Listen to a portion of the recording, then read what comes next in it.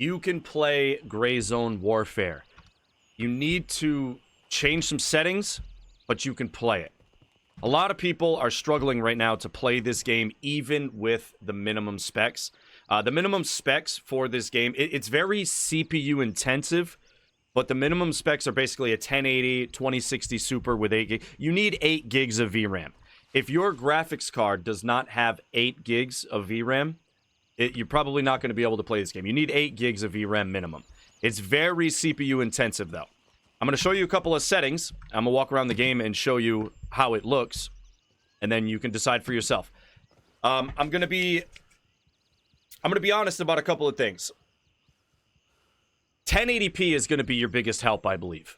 A lot of people have made a huge jump to 1440p, 4K, or whatever.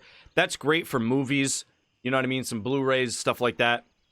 We're not really there with gaming yet, unless you're going to play an older title. If you're playing an older title that's already been fully released, you can max the graphics out, and you'll be able to experience, old games like Skyrim I'm talking about. Do you know what I mean? Where you can actually completely max out the game, play it on 4K or 1440p with a high frame rate. If you're trying to play new modern games above 1080p, you're probably going to struggle. And that's because even though the graphics cards and the processors we're getting a lot more powerful, the games are more powerful. They're harder to run. The games are so much more intensive. Just because the hardware got better doesn't mean the software didn't get better along the way, and it is. This game is running on Unreal Engine 5 with all the bells and whistles of next gen. Like, it's a really impressive game. As I walk around, like, I feel like the full... I'm on everything low, and I'm going to show you why you need to be on everything low. I do have textures on medium. I take that back. My suggestions for you, I'm going to show you everything's going to be on low, but I do use one different setting. I put my textures up to medium because I was tired of... when you look at signs and stuff, or you look at some of these letterings on boxes and stuff, it's very blurry on low. It takes a lot of the detail out on low. So I do have textures up on medium. But it's only things like this that you would notice it on. You're not going to really notice it anywhere else, like on the vehicle textures, the character textures. I'm not really sure. I haven't looked too in depth since I've made the switch to medium. I think the game looks great. Here in the starting base, I'm not going to travel anywhere. I could call in a helicopter, go somewhere else, and have you guys sit through the helicopter and stuff and show you some other locations. The game runs just like this everywhere I go. I have a really nice computer. I have an i9 10th generation, and I have a 4070 Super. I only use NVMEs for my storage, and I have 32 gigs of RAM. To play GrayZone Warfare, you're going to need 16 gigs of RAM and an 8 gig graphics card. You're going to need 8 gigs of VRAM. I'm going to show you the settings. I wish I would have got there already. We're already 3 minutes in the video and haven't even shown you my settings. I really apologize for that. So these are the settings I'm going to suggest to you, with a couple of them that you can change on your own. But I'm gonna suggest, if you're struggling to play this game and you feel like you have the hardware to do it, I really want you to give this game a chance. So if you could try it with these settings, let me know what you think. First and foremost, full screen. This game does take advantage of full screen optimizations. So you will, but not much, but you will benefit very slightly from doing full screen over windowed full screen. Like I said, 1080p.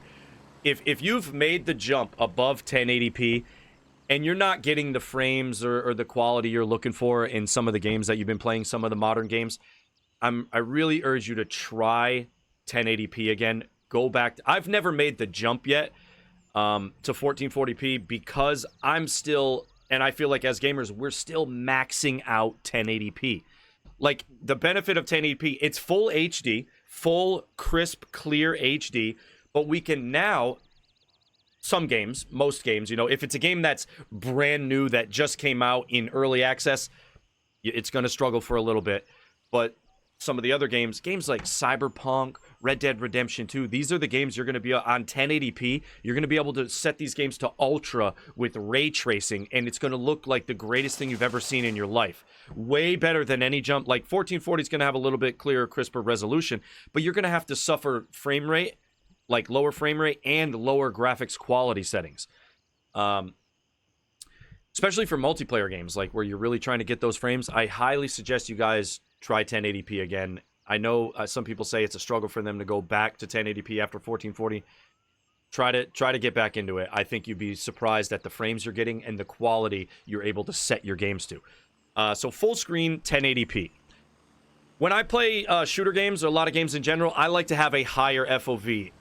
In this game, I probably want to be around a 65-70. That's just my personal preference. I like a little bit more pulled out FOV. Everything I'm seeing online from other people playing the game, what they're getting help with better frames. Even the official GrayZone Warfare has put out like a little helping type guidebook type thing to help you get better frames and performance in the game. A lower FOV, they're saying 55. They're saying 55 is the best FOV you're going to get in the game right now for performance. I went a little bit above that. Like I said, I have a really good computer. An i9 10th gen, 4070 Super NVMe's, 32 gigs of RAM. Like, I have a really nice computer. But I'm going to be honest, I still play this game on low.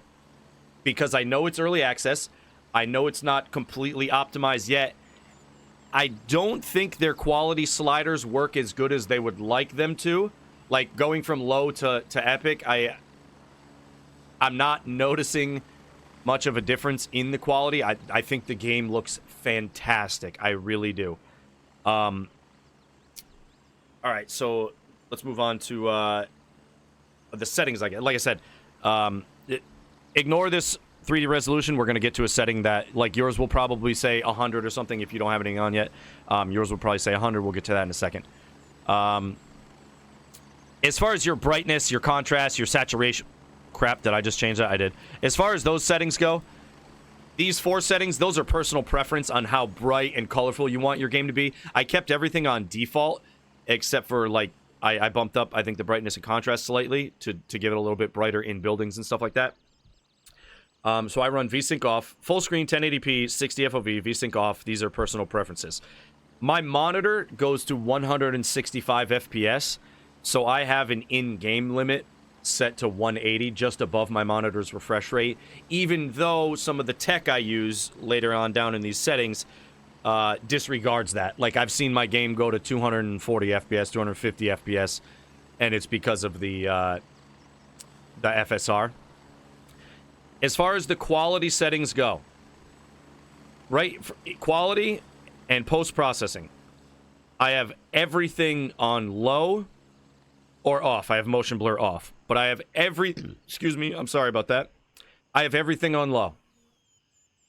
The game already looks really good on all low settings. It runs the best. As they start optimizing it, depending on your graphics card, you can probably bump these up. I can probably raise these, but I'm getting the best performance with all low settings. And then I get that little bit of extra quality on, like, the boxes and the pictures and the menu. You know what I mean? Like, flat surfaces, I'm getting a lot better texture resolution on medium. The big thing that you're going to notice is down here under advanced. Doesn't matter the graphics card you have. FSR works. DLSS only works on NVIDIA graphics cards. And it's a great tool, but I haven't noticed the performance boost that I've got like I did with FSR. FSR is really powerful. It's a really good tool. I've used it in many games. I have a NVIDIA graphics card. I have an NVIDIA RTX 4070 Super, and I still use FSR or FSR 2.0 when I can because it's really good tech. DLSS is great, and there's a lot of games that it works great in, but for multiplayer games, I go with FSR. So FSR on, right? And then down here, it's going to give you a couple more FSR settings. Fidelity FX Super Resolution, put that on quality. Anything other than quality, and the game is going to look blurry and choppy. It has to be set on quality.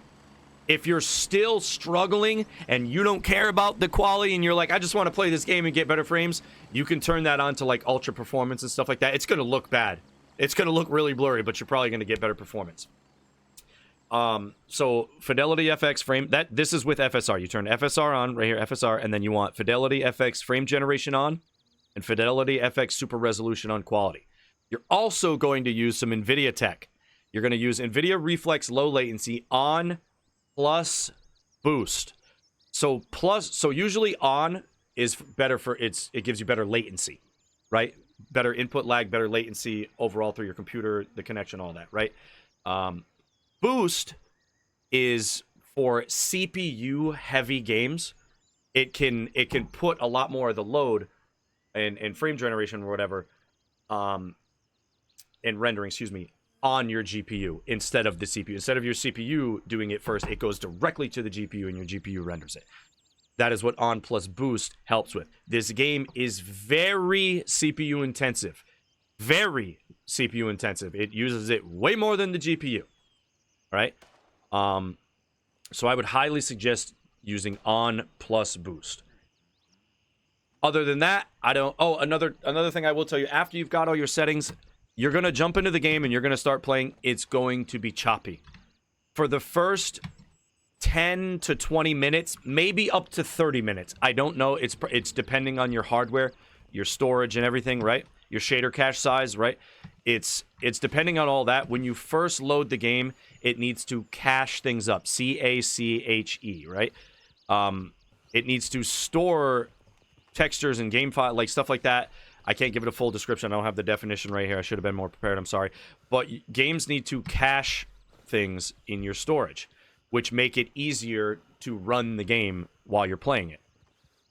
So the first, like I said, 10 to 30 minutes, depending on your hardware, the game's going to be choppy. Okay? It's going to be choppy. When you go to a new location that you've never been before, the game might be slightly choppy. As soon as it cleans up and you're playing clear, you're good to go. It won't get choppy anymore. It's built up the shader, like you're good. Your cache is good, you're good to go. I can't think of anything else that would give you a performance boost other than be mindful of what you're doing on your computer. You can't have 15 different programs open and running to their full potential and then also, you know, playing your game or streaming and recording it, wondering why you're getting bad performance when you've got, you know, Spotify open, Discord open, you've got Chrome or whatever browser you use open with 10 different tabs on, you know, full HD. You've got the game on full, you got your streaming, you know what I mean? Be mindful of your computer's resources and what you're trying to do. If it's a brand new game like this, it doesn't mean it's a bad game because it's not completely optimized and doesn't run well. It's utilizing some very next-gen tech in this game. It's very early access. A lot of people are comparing it to another game that came out right now, Arena Breakout Infinite. Please don't compare the two different games. I've seen the footage of them both. I do think Arena Breakout looks good. I think this game looks better and has more potential. This game is a massive open world. If I were to get on a helicopter right now and fly over to Hunter's Paradise, it's a 4-minute helicopter ride. This map is massive. Okay, there's a lot going on here. There's a lot loading. Arena Breakout, games like Tarkov and stuff like that. The maps might be large in themselves, but much smaller in comparison to something like this. You know what I mean? Like, one of the... Like, if I zoom all the way out, you see all these cells, all these squares? One of these cells is about the size of another game's map. That's how big this game is. Like, one of these giant cells. Like, this is a huge... This would be an entire location on, like, a Tarkov or Arena Breakout map. And it's one cell worth on this game. That's how big this game is. Very ambitious. One more quick thing I'll show you guys. The NVIDIA control panel is something you can change settings in. It's mostly for older games, but there's a couple settings in here that will benefit you no matter what.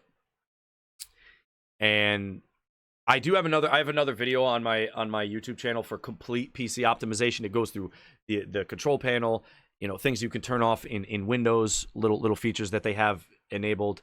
Your startup tab. I go through power setting, all kinds of stuff if you want to check that video out. This right here, though, shader cache size. Go open up your NVIDIA control panel and then find where it says shader cache size. I think the default is 1 or 5 gigs. I'm not sure. I would suggest you set this to at least 10 gigs. I would suggest you make sure you press apply and then close out. Set your shader cache size to 10 gigabytes. I believe I need to do a little more research on this. I believe back in the day, games didn't use too much storage for shaders and stuff like that. But these games we're playing now, with how big they are, I do believe they're using a lot more shader storage. And we have so many more games to choose from now. Like, we're constantly loading up and playing different games. You know what I mean? So I would suggest giving that a chance. If this helped you, if this video helped you at all, first of all, I really appreciate you watching it. It was kind of long. I know that. I'm sorry. If this video helped you at all, or if you're still struggling, or if you want me to cover anything else about GrayZone, please leave a comment. That helps me tremendously to know, am I doing it right? Is there more they want to see from me? You won't even believe how much it helps other people.